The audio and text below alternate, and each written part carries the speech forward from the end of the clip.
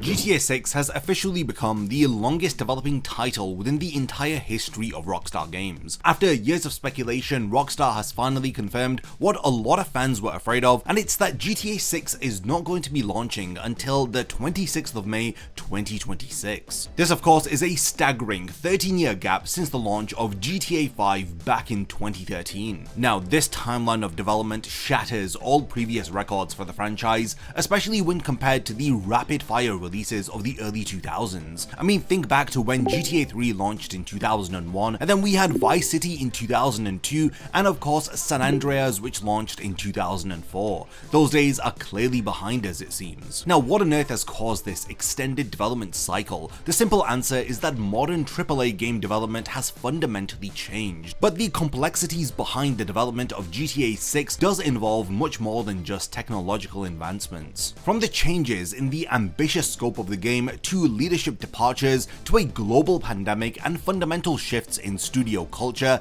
there have been multiple factors that have contributed to create this perfect storm of delays. What does all this waiting mean for GTA 6? Is this a sign of troubled development, or is this the price that we need to pay for a perfect game? So let's explain why the next entry in gaming's most iconic open world franchise is taking so incredibly long to materialize. To kick things off, we need to cover how GTA 6 had began its life with a very ambitious codename which had hinted at its original scale. GTA 6 was originally referred to in studio as Project Americas. According to credible leaks and industry insiders, Rockstar's early vision for the game was breathtakingly expansive. Perhaps it was too vast even for a studio that is known for pushing beyond its limits. The early concept for Project Americas reportedly featured 4 playable protagonists, which have now been cut down to 2, who of course are Jason and Lucia. And early in development, the game was going to be operating across 3 distinctive cities.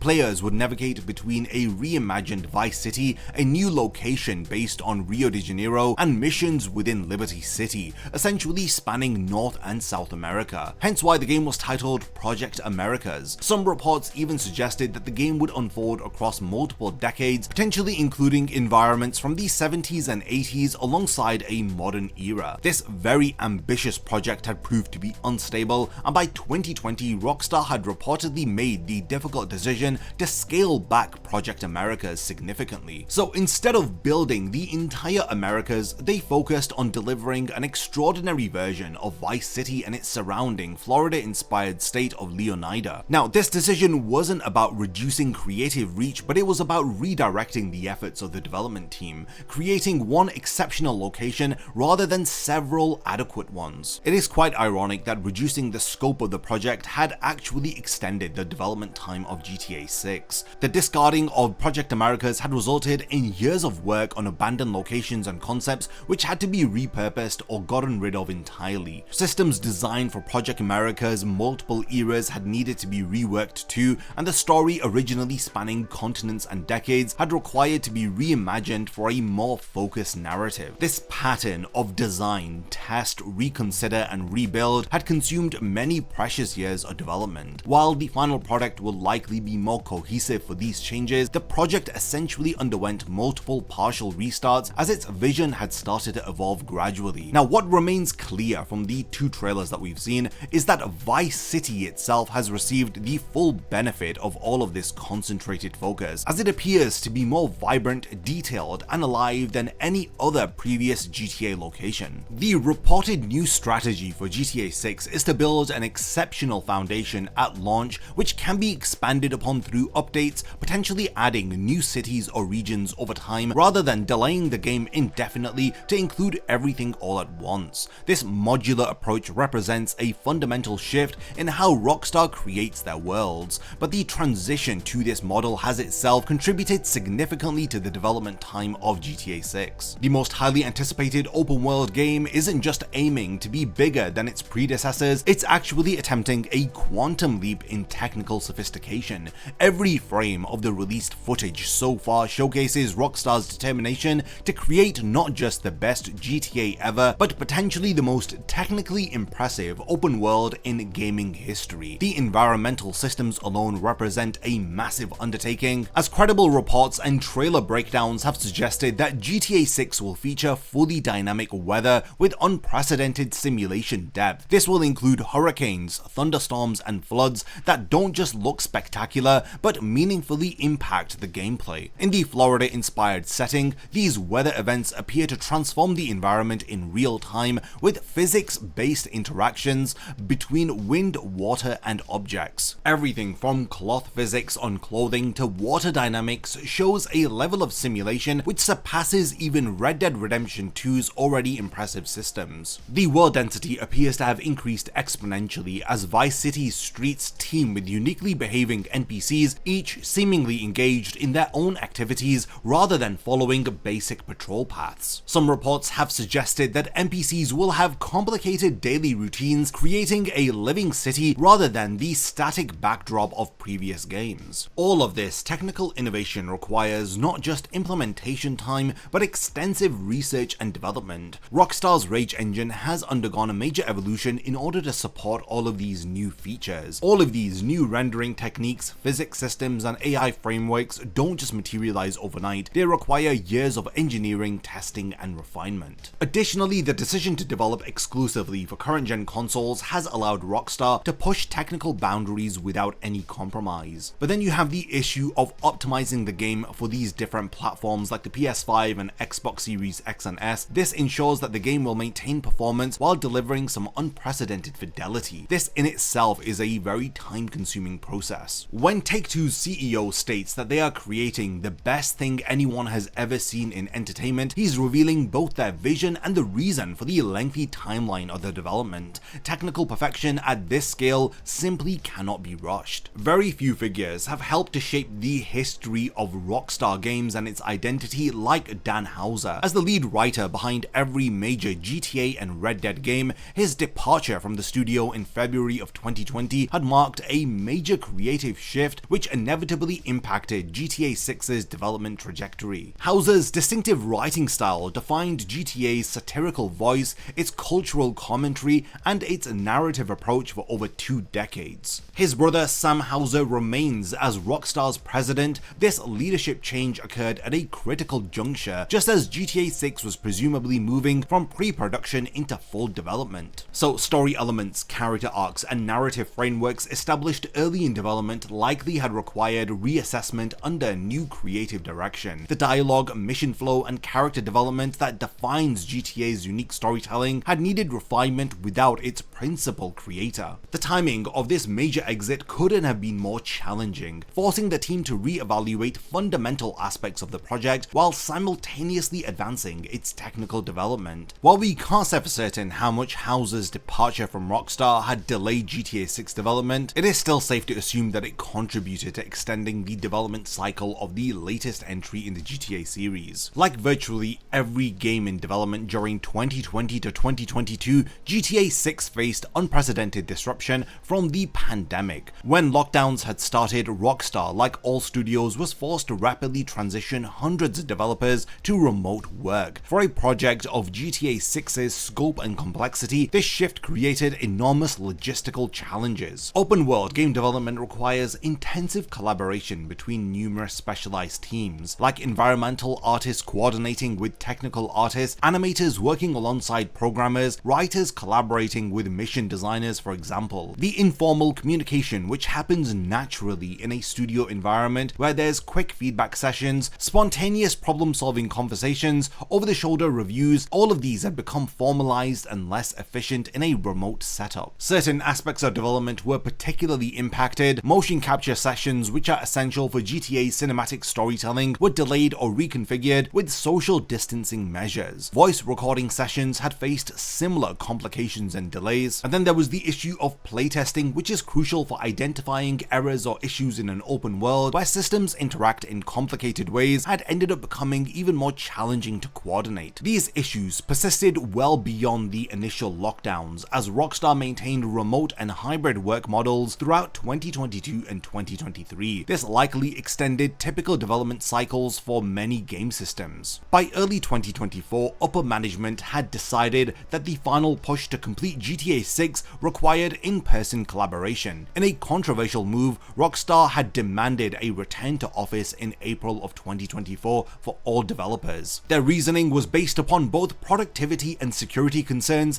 as development had entered its most critical final phase. Despite these efforts to accelerate the development of GTA 6, recently Rockstar had announced that the game was going to be delayed to 2026. Perhaps the most major but yet underappreciated factor which had extended GTA 6 development is Rockstar's fundamental transformation of its work culture. The studio, which was once notorious for its extreme crunch periods, has embraced a more sustainable approach to game development. This is a change that inevitably impacts production timelines. Following major criticism of the working conditions during Red Dead 2's development, where some employees reported 100-hour work weeks, Rockstar has apparently made substantial changes, as reports from inside the company describe a kinder and more progressive environment that prioritizes work-life balance and employee well-being over meeting aggressive deadlines at any cost. The studio has reportedly also become more attentive to how its content might be perceived, reconsidering the series' approach to humor and satire. The goal seems to be maintaining GTA's provocative edge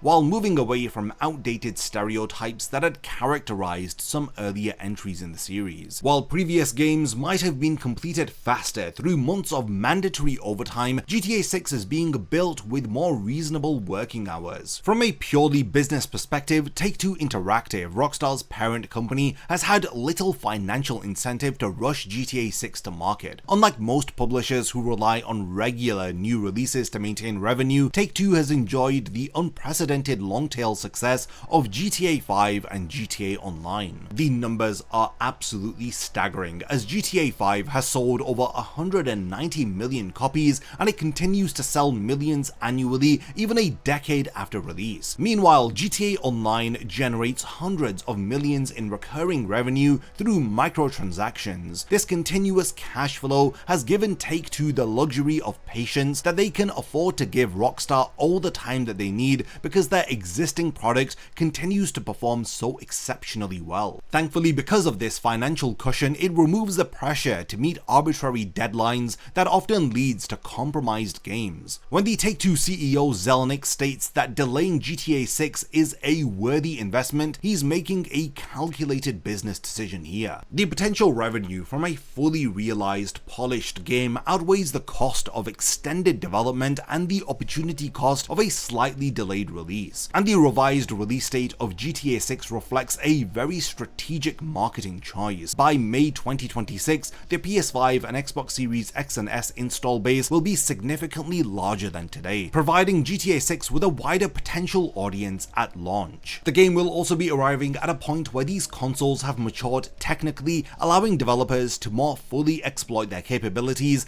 than would have been possible earlier in their console generation. Zelnick describes the delay as being less than 6 months and that it was necessary for polish. He is framing this in a positive light, ensuring fans that GTA 6 will be launching at the highest quality, thus ensuring that it will release with a maximum impact. So this delay is more of a positive thing than a significant setback. The company's financial projections have long anticipated a massive revenue spike when GTA 6 arrives. Now that spike is positioned in fiscal year 2026 instead of late fiscal 2025. The rumored $1 to $2 billion development and the marketing budget of GTA 6 potentially makes it the most expensive entertainment product ever created. With this level of investment, Take-Two is incentivized to launch under ideal conditions, even if that means waiting a bit longer. The continued success of GTA Online also provides Take-Two the financial flexibility to make this choice,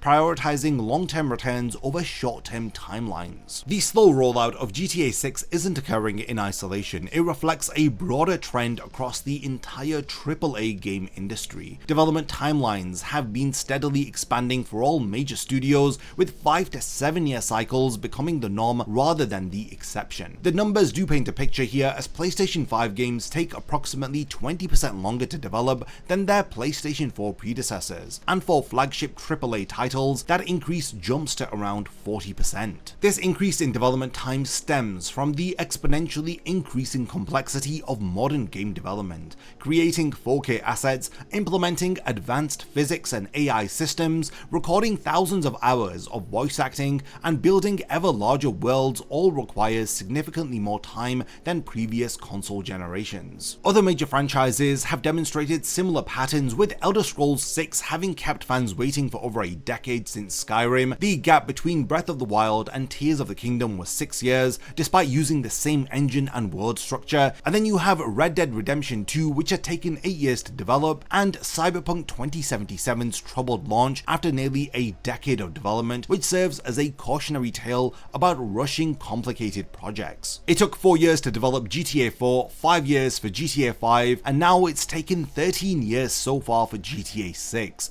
Each iteration has grown exponentially in complexity, detail, and scope, with corresponding increases in development time. Technical advancements over years have created a very paradoxical effect. While tools have improved, expectations have outpaced those improvements. Modern gamers expect not just larger worlds, but more interactive ones, with sophisticated NPC behaviors, physics interactions, and seamless transitions. Now, meeting all of these expectations requires more sophisticated engineering, more content creation, and more extensive testing. Also, the increased cost of AAA game development has made publishers more risk-averse, preferring to extend development rather than release an unfinished project. High-profile launch disasters have demonstrated that releasing prematurely can cause lasting damage to valuable franchises. So hopefully, after diving into all of these different factors, it's helped you to have a clearer picture as to why GTA 6 has taken so long to release. This isn't a story of delays or mismanagement. Some people are questioning whether if the wait for GTA 6 will be worth it, and Rockstar's track record suggests cause for optimism here. With both GTA 5 and Red Dead Redemption 2 facing their own delays and extended development periods, but yet both games had delivered experiences which had defined their respective console generations. Rockstar Games has consistently demonstrated that when given enough time, they are able to create landmark titles that push the medium of gaming forward. So I do hope that this video has helped you to better understand the long development cycle of GTA 6, but we have reached the point of the video where I want to hand over the discussion to all of you. What do you guys think about all of the points that I've raised within this video? If you agree or disagree with me, let me know, and if there's anything that I've forgotten to mention about the development of GTA 6,